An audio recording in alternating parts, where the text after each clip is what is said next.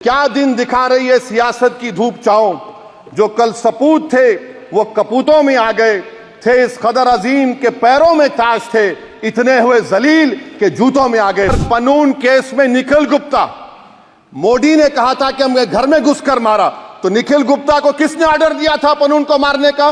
मैं शुरुआत में बताना चाह रहा हूं कि मैं हुकूमत की तरफ से लाए गए इस रेजोल्यूशन की मुखालिफत में बोल रहा हूं और मैंने अमेंडमेंट्स भी दिए हैं प्रेजेंट एड्रेस के लिए। और चेयरमैन साहब, आप उर्दू को जानते हैं, किसी एक शायर ने शायद बरसर इख्तिदार जमात के लिए ये शेर कहा होगा कि उसूल बेचकर मसनद खरीदने वालों, निगाह अहले वफा में बहुत हक़ीर हो तुम, वतन का पास तुम्हें था ना होगा कभी, कि अपने हिर्स के बंदे हो बेज़मीर हो तुम, इज़्ज़त नफ्स किसी शख्स की महफूज नहीं, अब तो अपने ही निगहबानों से डर लगता है, डंके की चोट पे जालिम को बुरा कहता हूँ, मुझे सूली से न जिंदानों से डर लगता है।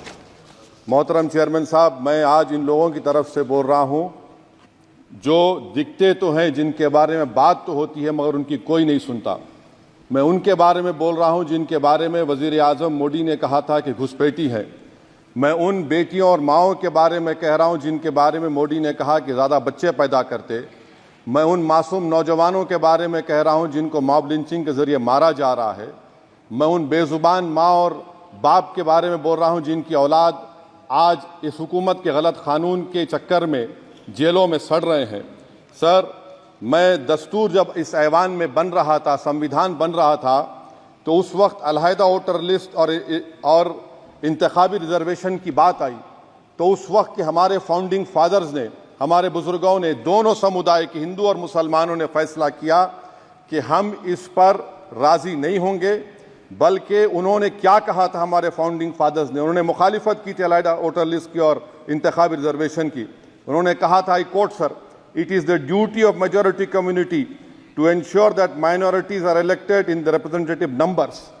बीजेपी मुसलमानों की नफरत पर जीतती है और मुसलमानों के नाम निहाद मसीहा मुसलमानों के 90% ज़्यादा वोट हासिल करते हैं, मगर फिर भी इस ऐवान के दरवाजे नहीं खुलते मुसलमानों के लिए, और सिर्फ 4% मुसलमान जीत कर आते हैं। सर, संविधान सिर्फ एक किताब नहीं है जिसे चूमा जाए, संविधान एक किताब नहीं है जिसे दिखाया जाए, संविधान एक सिंबल भी है, मगर संविधान एक हमारे बुजुर्गों के ख्वाबों की किताब है। हमारे जमहूरियत को हमारे बुजुर्गों ने इस तरह समझा, हमारे फाउंडिंग फादर्स ने इस तरह जमहूरियत को समझा कि इसमें हर समुदाय और मजहब और समाज के मानने वाले लोगों की राय को शामिल किया जाएगा इस मुल्क को चलाने के लिए, मगर इस ऐवान में सिर्फ 4% मुसलमान जीत कर आते हैं। मैं संविधान से जो मोहब्बत के दावे करते हैं उनसे कहूंगा कि कभी उठाकर पढ़ो कॉन्स्टिट्यूएंट असेंबली डिबेट्स में कि नेहरू ने, H.C. मुखर्जी ने, सरदार हुकुम सिंह ने माइनॉरिटीज के बारे में क्या कहा था।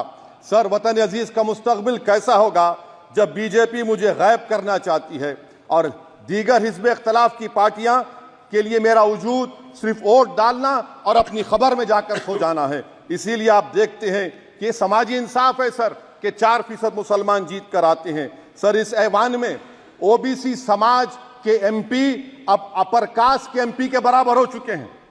ओबीसी समाज के एमपी अब अपर कास्ट एमपी के बराबर हो चुके हैं और 14% मुसलमान सिर्फ 4% जीत कर आते हैं। CSDS का डेटा यह बताता है कि इस मुल्क में जो वोट बैंक है, जो एक मुश्त वोट डालता है, वो अपर कास्ट का है। मुसलमान का कभी ना वोट बैंक था ना कभी रहेगा। सर, 4 जून के बाद 6 मुसलमानों की मॉब लिंचिंग हुई, 11 घरों को मध्य प्रदेश में मोदी के बुलडोजर ने निस्तो नाबूद कर दिया। हिमाचल प्रदेश में एक मुसलमान की एक दुकान को लूट लिया गया और हिज़्ब इख्तिलाफ की पार्टियों की तरफ से सन्नाटा है। शायद अब वक्त आ चुका है कि लफ्ज़ मुसलमान का नाम लेना भी अब उस पर पाबंदी आयद कर दी जाएगी। सर, मैं ये बात बताना चाह रहा हूँ कि नरेंद्र मोदी को जो मैंडेट मिला है। एक मिनट, आप लोग बैठ जाएं, कृपया आप लोग बैठ जाएं। श्री मनसुख मांडविया जी, आप लोग बैठ जाएं, कृपया माननीय सदस्य बैठ जाएं। श्री मनसुख मांडविया जी, मनसुख मांडविया जी, कृपया आप लोग बैठ जाएं। अपने प्रारंभिक कृपया आप लोग बैठ जाएं। माननीय आप लोग बैठ जाएं। माननीय सदस्य ने माननीय सदस्य बैठ जाएं। माननीय सदस्य ने अपने प्रारंभिक भाषण में जो शब्द प्रयोग करा है उसको ऑथेंटिकेट करा जाए। और अभी उन्होंने उल्लेख करा कि मोदी के बुलडोजर ने वहाँ मॉब लिंचिंग करा है, उसको भी ऑथेंटिकेट करा जाए। निश्चित तौर से इसको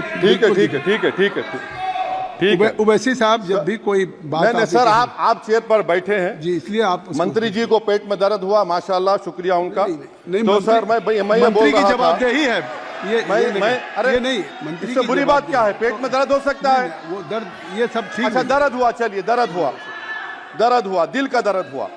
तो सर, जो नरेंद्र मोदी को मैंडेट मिला है वो सिर्फ और सिर्फ मुसलमानों की नफरत पर हिंदुत्व की वजह से मिला है। I would like to say it is not Modi's in dock but every single person voted him despite his anti Muslim voice. And I would like to tell the position parties, this is not a moral victory for you, this is a victory of majoritarianism. Everyone should contemplate and do introspection. Why is it that the OBCs and the upper caste are getting their due representation? Why are the Muslims not getting?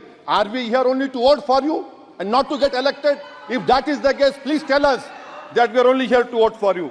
Sir, आज भारत के आधे नौजवान बेरोजगार हैं और रोजगार की तालाश, बेरोजगारी का आलम यह है सर कि मोदी सरकार के 5 साल में 75 लाख एस्पिरेंट्स की जिंदगी बर्बाद हो गई, 6 पेपर लीक हुआ। बेरोजगारी का आलम यह है सर कि रशिया जा रहे हैं, वहां जाकर अपनी जानों को दे रहे हैं। बेरोजगारी का आलम यह है कि नरेंद्र मोदी रोजगार का कैंप चलाती है नौजवानों के लिए कि तुम इजराइल में जाकर काम करो, उनको कैनन फॉडर बना रही है ताकि फलस्तीनियों की जायदादों को हड़प कर सके। ये भी कंक्लूड करें। अरे सर, मेरा टाइम है। कहाँ टाइम है सर? आप ये टाइम ले लिए मेरा। सर मैं 2 मिनट दीजिए। ये विश्वगुरु की पॉलिसी है। इजराइल को 27 टन हथियार जा रहा है। 9 मिलियन भारत के लोग गल्फ में काम करते हैं, क्या असर पड़ेगा? 47,000 इजरायली फलस्तीनी मार चुके हैं। क्या है हमारी पॉलिसी सर? क्यों हथियार दे रहे हैं सर? नस्लकशी हो रही है। सदर जमहूरिया के खुतबे राष्ट्रपति के सर, मैं उसी पे बोल रहा हूं सर, उसमें लिखा हुआ है फॉरेन पॉलिसी के ऊपर, आप पैराग्राफ नंबर 25 देख लीजिए। सदर जमहूरिया में सैचुरेशन अप्रोच है। क्यों नहीं मोदी सरकार माइनॉरिटीज को तीनों स्कॉलरशिप को डिमांड करती है सर? उसको आपने बजट कम कर दिया। सर बनारस का बुनकर 18 महीने से मंडी का शिकार है, सूरत और बेंगलुरु जा रहा है। सर आखिरी बात कंक्लूड कर रहा हूं, आखिरी बात सर, पनून केस में निखिल गुप्ता, मोदी ने कहा था कि हम घर में घुसकर मारा, तो निखिल गुप्ता को किसने ऑर्डर दिया था पनून को मारने का? अगर नहीं दिया तो उसको बचाइए, और अगर दिया नहीं तो फिर उस पर पीएमएलए क्यों नहीं लगाकर? सर समाप्त करो। कमेटी बनाई आपने, उसका क्या हुआ? सर हम एससीओ को नहीं जा रहे। सर मैं आपको बता रहा हूं कि मैं अपनी इस तकरीर को टीपू सुल्तान की नजर, सुनिए सर, अब हो गया, खत्म कर रहा हूं सर। मैं अपनी तकरीर को टीपू सुल्तान के नजर कर रहा हूं। ये टीपू सुल्तान की फोटो है, क्या आप इससे भी नफरत करेंगे? सर ये संविधान में टीपू सुल्तान की फोटो है जिस पर वल्लभ भाई पटेल ने साइन किया, श्यामा प्रसाद मुखर्जी ने साइन किया। ये आपकी नफरत है सर। आखिर में मैं अपनी बात को खत्म कर रहा हूं इस शेर पर कि क्या दिन दिखा रही है सियासत की धूप छांव, जो कल सपूत थे वो कपूतों में आ गए, थे इस कदर अजीम के पैरों में ताज थे, इतने हुए जलील के जूतों में आ गए।